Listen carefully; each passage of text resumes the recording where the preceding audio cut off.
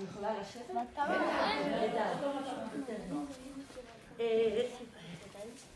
ואני עליתי מארץ, מעיראק. עכשיו, מה אתם יודעים על עיראק?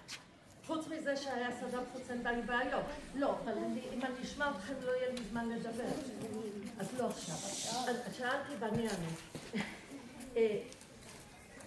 בעצם, מתי היהודים הגיעו לעיראק?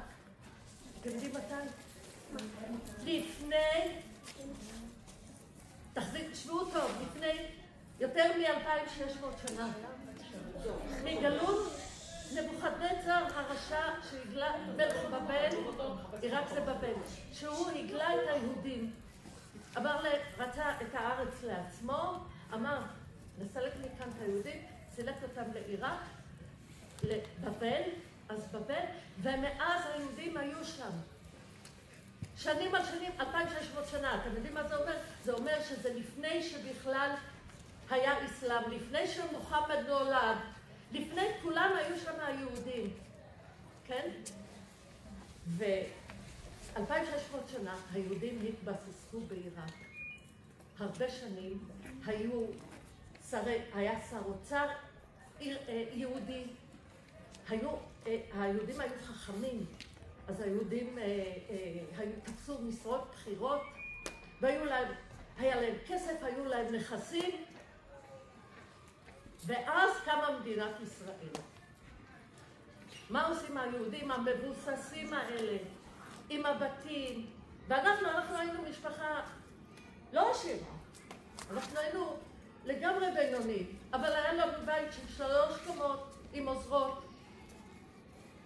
היה. ביום אחד קמה מדינת ישראל, והיהודים האלה עם הנכסים עוזבים הכל, כאילו לא היו שם בעולם ועולים לארץ. כי כל שנה, בכל ה-2600 שנים האלה, היהודים תמיד התפללו לשנה הבאה בירושלים. הם לא ראו בבבל בית שלהם, למרות שהתבססו. ואז קמה הציונות והתנועה הציונית, ואז מררו את החיים ליהודים עוד יותר, תמיד מררו להם את החיים, אבל עכשיו עוד יותר, ואי אפשר היה להישאר שם. וקמה מדינת ישראל ב-1948, תש"ח, ודוד בן גוריון החליט שצריך ליישב את הארץ. כמה יהודים היו בארץ? אז בסביבות ה-600,000. אל תתפסו אותי, זהו, אני מדברת על בערך ומתוך הזיכרון. 600,000 יהודים, ודוד בן גוריון מחליט, כל היהודים צריכים לבוא. טוב, לאן יבואו? אין בארץ כלום. ימין ושמאל רק חול וחול. ו-600,000 יהודים צריכים גם לשמור על הארץ שלא יפלשו אליה הערבים, וצריך לדאוג לאוכל, מדינה ענייה, והכל קשה. ואז הוא פונה, ולמה שהשלטון בעיראק יסכים שהיהודים יעזבו? הרי הם רוצים למרר לנו את החיים. היה רגע של חולשה ששליט עיראק, נדמה לי קראו לו נורי סעיד, קצת נמאס לו, ודוד בן גוריון הציע לו, עד כמה שאני זוכרת, כסף על כל בן אדם שעולה. אמרו, וואלה, כסף זה טוב, הוא אוהב כסף. אז אוקיי, בסדר כסף, אבל לא מספיק. מי שרוצה לעלות צריך לוותר על כל הרכוש שלו שיש לו בארץ. כמו שאמרתי, היו אנשים עשירים מאוד, היו גם עניים מאוד, לא כולם היו עשירים. העוני היה נוראי, הייתה סיפורים על עוני מסמרי שיער ששמעתי מאמא שלי, על ענייה שבאה לבקש אוכל ולא נשאר לנו, ונשאר רק אוכל מסריח. ואומר דבר כביש שהילדים ימלאו את הבטן. היו גם עניים, היה מעמדות, היו עשירים מאוד, היו עניים מאוד. ועכשיו, וכולם עכשיו יכולים לעלות לארץ, אבל לוותר על הרכוש, לוותר על האזרחות העיראקית, ולחתום שהם בחיים לא יחזרו לעיראק. זאת אומרת, הולכים, אין חרטות. אתם שם, לא חוזרים. רע לכם שם, אכלתם אותם. ואז קורה דבר נהדר. אתם יודעים איך עושים ריסטארט למחשב? בעצם עשו ריסטארט לחיים של האנשים. כולם עלו לארץ, וכולם אין להם כלום. עכשיו, אין מעמדות. העוזרת והגבירה באותו מעמד לכולם אין כלום. הדיסקרט. עכשיו מתחילים מההתחלה. עכשיו, אני רוצה טיפה לחזור אחורה. אנחנו עלינו במטוס, והיה צריך, אנשים ניסו להגניב דברים. אז חלק קטן מאוד הצליח, והחלק הגדול לא הצליח. ואני עליתי, אנחנו עלינו לארץ בשנת 1951, אני ילידת 1950. הייתי בת שנה, תינוקת, והיו לי צמידים ברגליים, צמידי זהב קטנים, שאי אפשר היה להוציא אותם, כי שמו לי אותם איך שנולדתי, ואחר כך, וקיוו ההורים שלי שיוותרו, אבל לא. חתכו לי את צמידי הזהב האלה שעל הרגליים ולקחו אותם. ולא רק זה, אלא הפשיטו אותי לגמרי לבדוק שלא מסתירים בתינוקת דברים. כאילו אפשר להחביא מתחת לחיתולים דברים. וככה עלינו לארץ. כל הדרך הייתי צמודה לציצים של אמא שלי, ולא שמו את הילדים ליד ההורים בהכרח, והאחי הקטן מסכן שמו אותו לבד, הוא היה בן 4, דחפו אותו לסוף המטוס, ואמא שלו קדימה, אבל לא משנה, עולים לארץ, עלו לארץ, ומה עושים יהודים כשעולים לארץ? איך שיורדים מהמטוס? מה? פותחים שמפניה, היה שם שמפניה, יפה אבל. מנשקים את האדמה. מנשקים את האדמה. יהודים שעולים לארץ, תעריכו את מה שיש לנו. מנשקים את האדמה. אוהבים אותה. באים לארץ, ואיפה נותנים לאנשים לגור? תקשיבו, היו, נדמה לי, 120,000 יהודים עלו תוך שנה מעיראק. 120,000, כל היישוב היהודי היה 600,000. כמות ענקית של אנשים. איפה נותנים להם לגור? נו, תגידו איפה? על האדמה. על האדמה. על האדמה אפשר לגור? קרטונים. איפה? מטוס הולך להביא עולים חדשים. איפה? מה, אין? מי אמר אוהל? מי אמר אוהל? יפה. הקימו מחנות אוהלים. זה מגורים צ'יק צ'אק. אוהל זה סבבה, אתם בטח יודעים מה זה אוהל. סבבה, זה פיקניק, זה יופי, נראה אתכם באוהל, בלי רצפה. אוהל מהסוג הישן, באמצע החורף, חורף קר, מבול, גשם, רוחות, כי אנחנו עלינו בחורף. נראה אתכם אומרים שזה סבבה וזה כיף וזה פיקניק. היה איזה סקה שזה נעליים. מה שכן, תרשו להביא מזוודה אחת, או אני זוכרת שתי מזוודות, והביאו מזוודות פח, כמה בגדים, משהו, זה כן, לא רכוש, שתי מזוודות פח, וכאלה מלבניות, ואפשר היה להשתמש בהן כמיטה. עושים עליהם עוד קצת סמרטוטים.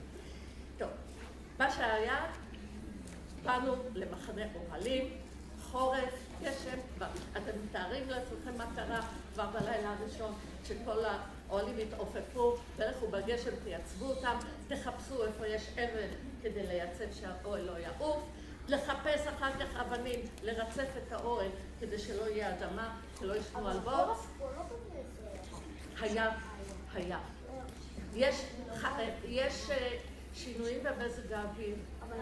ויש התחממות, אבל זה המורות שלכם ילמדו אתכם. התחממות גלובלית, היה קר מאוד, וזה היה גם אחד החורפים הקרים.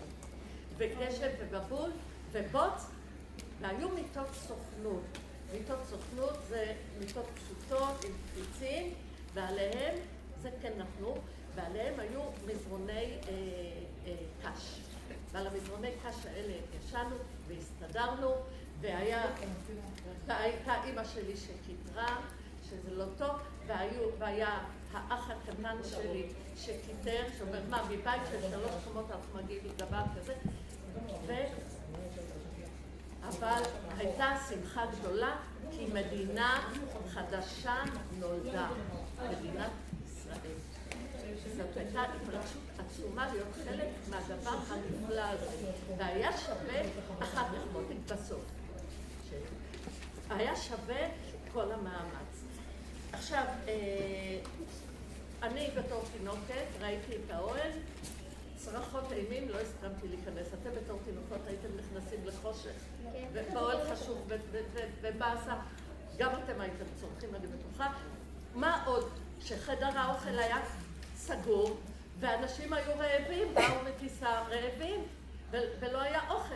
אז אפשר לספר למבוגרים, אין דבר, תחכו למחר בבוקר, לתינוקת, קשה לספר את זה, ואבא שלי לקח אותי על הידיים, חיפש וירחם עליי וייתן לי משהו לאכול, והוא מצא איזו אחות שסחטה לי 2 כוסות של מיץ תפוזים בקיוסק ושילמה עליהן מכספה, לנו לא היה כסף. עכשיו, דרך אגב, באנו לארץ ישראל,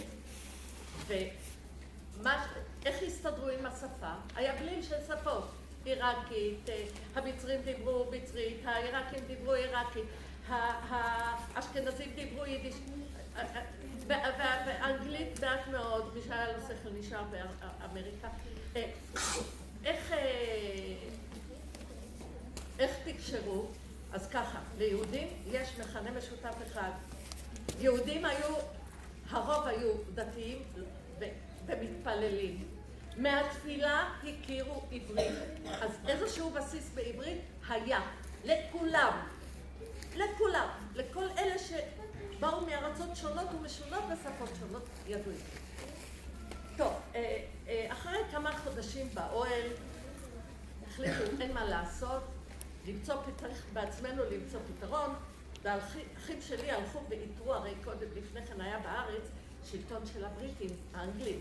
הלכו ומצאו ביתנים של הבריטים שעזבו את הארץ, משהו שהיה נדמה לי, אז שימש אותם אולי כבית מרחץ, לא יודעת, איזשהו ביתן, פלשו לשם וגמרנו.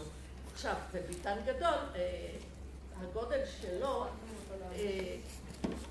בוא נאמר, לא חצי, אלא שליש מהמקום הזה, אז זה לא לוצוז למשפחה אחת. לקחו יריעות וסדינים וחילקו את הביתן למשפחות. אז כל אחד קיבל חתיכה מהדבר הזה וגרו משפחות, וכל מה שמפריד ביניהם זה סדים, ואתם יכולים לתאר לעצמכם שכל אחד הציץ לשני ועברו ממקום למקום, וכשהבת של השכנה, התינוקת, נפלה מהמיטה, אז אמא שלי זחלה ורחמה על אמא שלה, אמא שלי זחלה מתחת לסדין המחיצה, הלכה הביאה את התינוקת, שמה אותה ליד האמא שלה חזרה, אמא אפילו לא הרגישה שהילדה נפלה מהמיטה. אני לא זוכרת, סיפרו לי, הייתי קטנה. אני כן זוכרת, אתה יודע מאיזה גיל? מגיל 2. כשאותי שמו בבית תינוקות. למה שמו אותי בבית תינוקות? הרי אמא שלי לא עבדה ורצתה לטפל. מה זה בית תינוקות? בית תינוקות זה כמו מעון יום. בית שיש שמים בו תינוקות, אז קראו לזה בית תינוקות. התפיסה הייתה שכולם צריכים לקבל את אותו חינוך, וצריך מהר לשוות לכולם, כל אלה שמכל מיני צבעים, תדמית של אחת, של הצבר הארץ ישראלי, הילד הארץ ישראלי, כולם צריכים לדבר עברית, כולם צריכים שיהיה להם שמות עבריים, וכולם צריכים לקבל את אותו חינוך, ומי שלא נותן את הילד שלו לאותו חינוך, אז יש סנקציות, יש עונשים. מה העונש? לא ייתנו עבודה לאבא. אם אבא שלי לא יקבל עבודה, אז מה הוא יעשה? לא יהיה לנו כסף. אומנם המדינה דאגה למינימום ההכרחי, היו תלושים של מזון. פנקס תלושים. כל חודש קיבלו פנקס תלושים, והיו מקבלים, נותנים במכולת תלושים, כי זאת תקופת הצנע, נכון? היו נותנים תלושים והם מקבלים מזון, ככה שלמות מרעב אף אחד לא מת. אבל אם רצית משהו טיפה יותר, לקנות בגדים לילדים, משהו, היית צריך להרוויח כסף, וצריך עבודה. אם לא ייתנו לך עבודה, מה תעשי? ואני זוכרת את בית התינוקות, והיה נחמד מאוד. כמה זמן יש לי? רבע שעה. ואז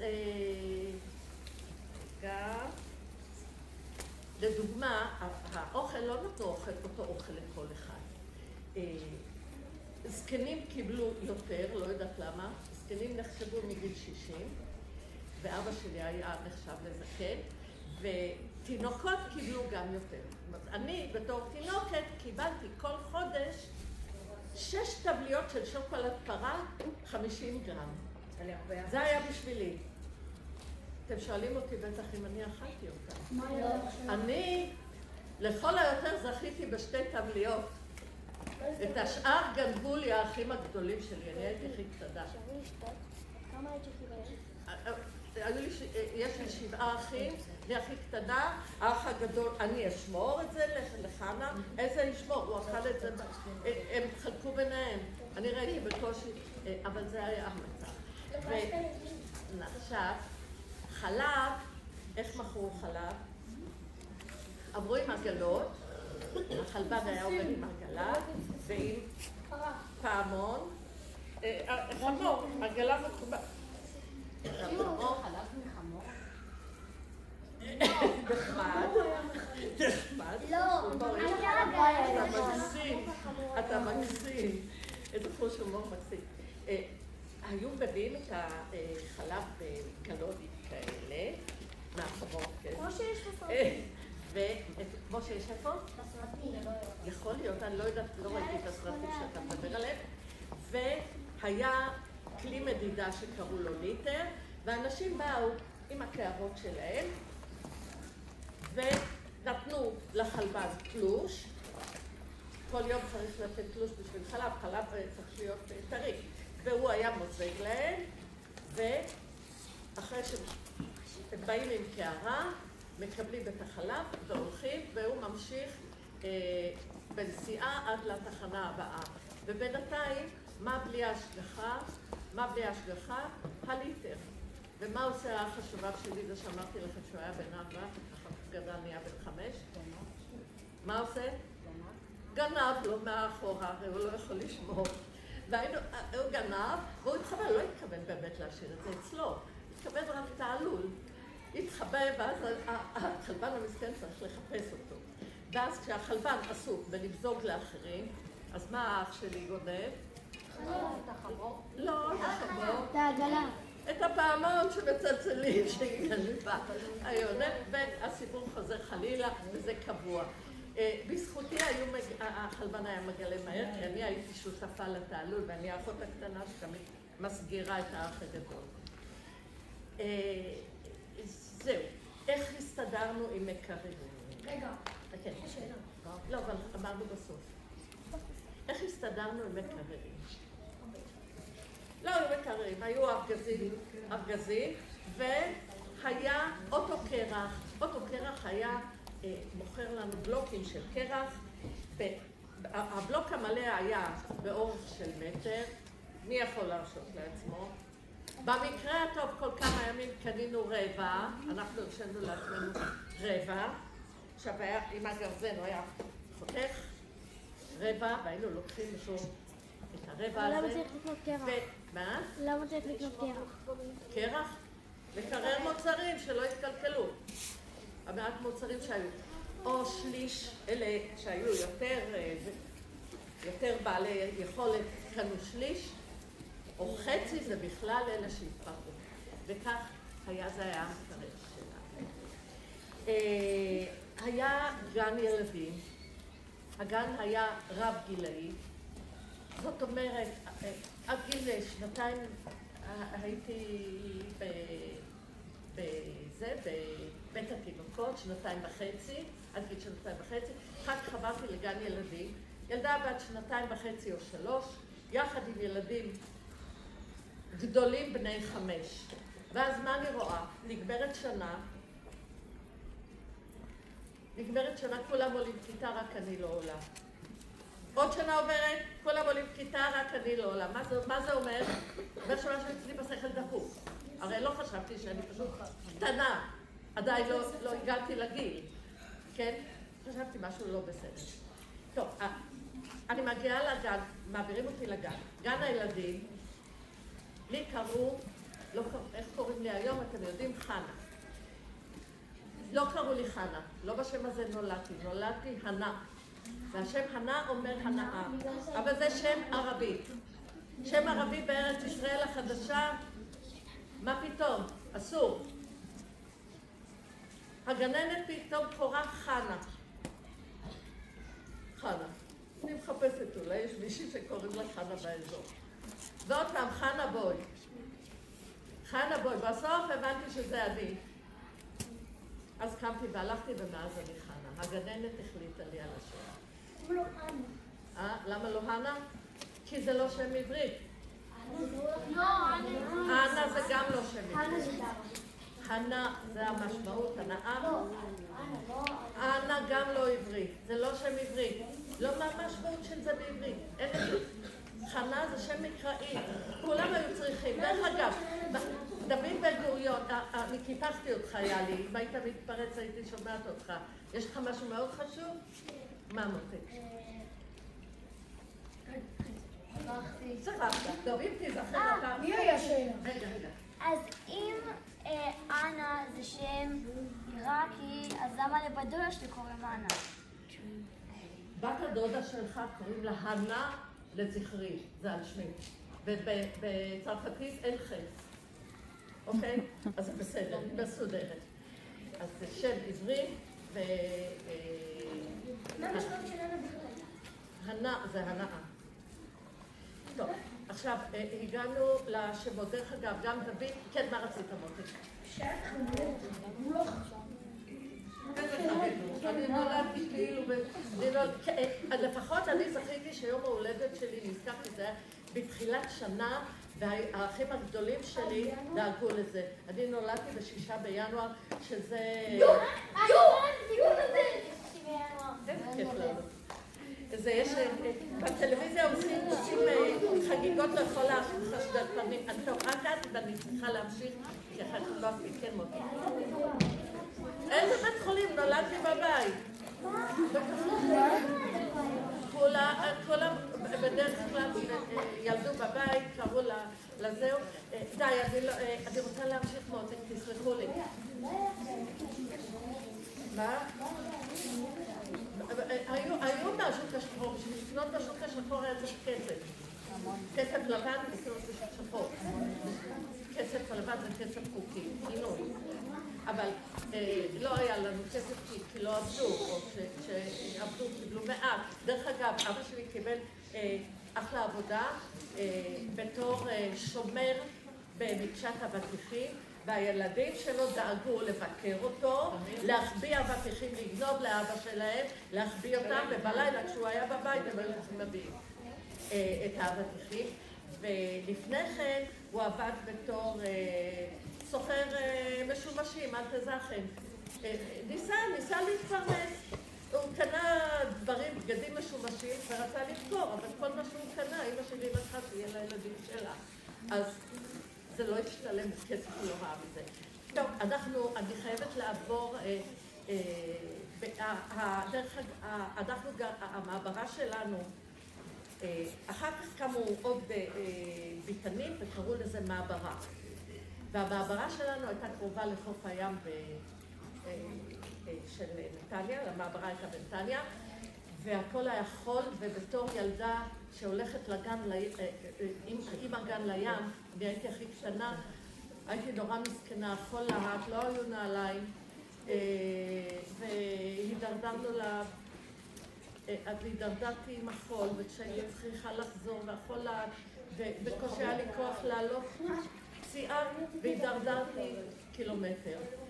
טוב,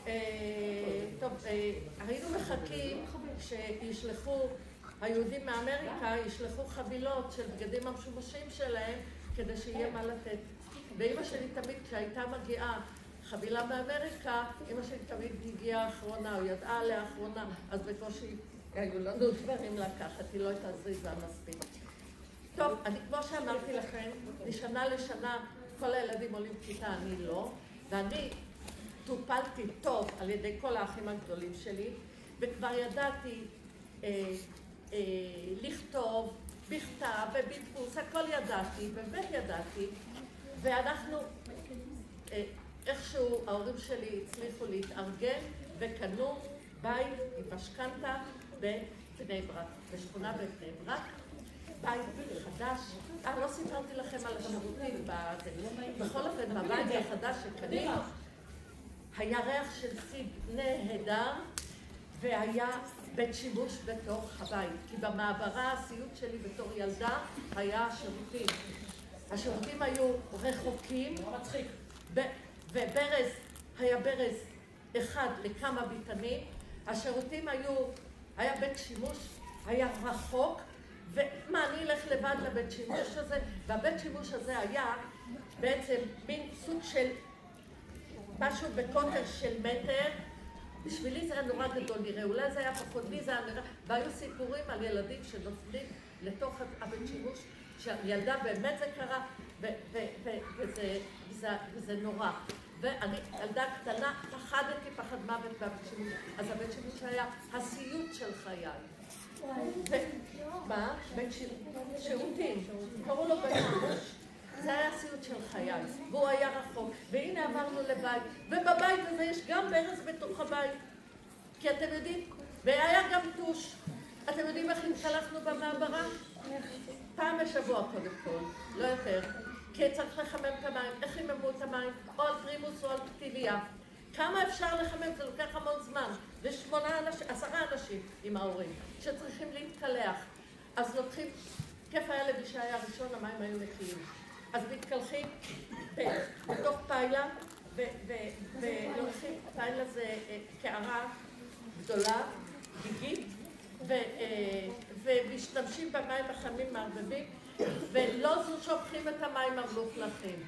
במים המלוכלכים הבא בתור משתמש לרחצה, כן, מגעיל נכון, ובסוף כדי להתנקות מהמים המלוכלכים, לוקח קצת מהמים, הכל היה קצוב, מהמים הנקיים ושופך כדי להיות נקי. וככה 8 אנשים.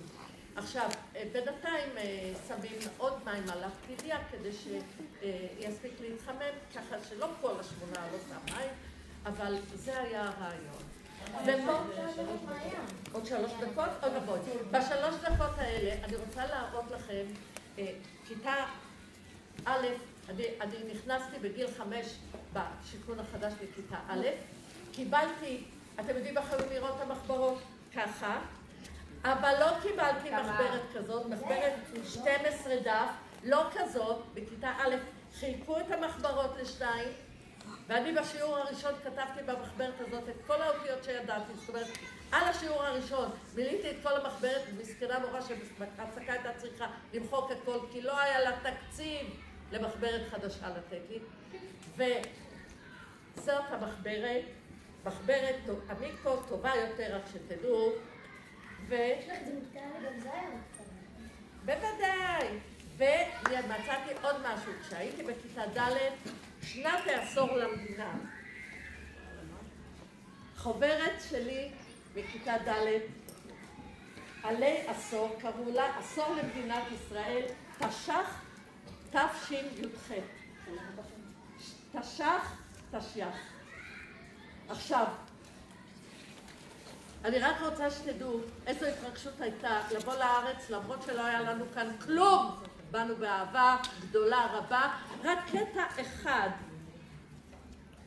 הנה, מה מצויר בסמל מדינת ישראל? מנורה מצוירת פה, בגלל 7 קנים, מנורת זהב גדולה ויפה, הייתה לנו בבית המקדש. הכהן הגדול היה מעלה באור, וכשהיינו בגולה התגעגענו לארץ ישראל, זכרנו את בית המקדש, ואמרנו, מתי נעלה לארץ ישראל? טוב, לא המשיך, רק כשהיינו בגולה, כל מה שחוץ לארץ נקרא גולה, וגולה זה, כדאי, זה לא טוב, ואנחנו נורא נלחמנו על אלה שהיו בגולה שצריכים לעלות לארץ, אלה באמריקה. ומה עשינו?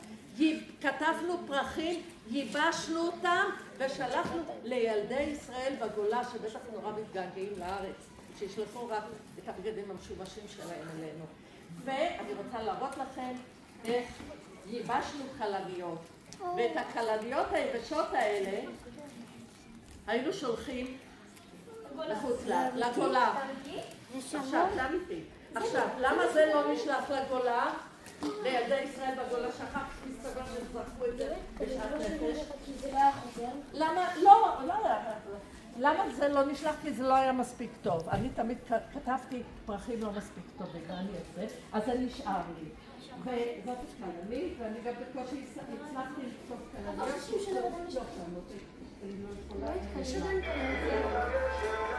תודה רבה לכם.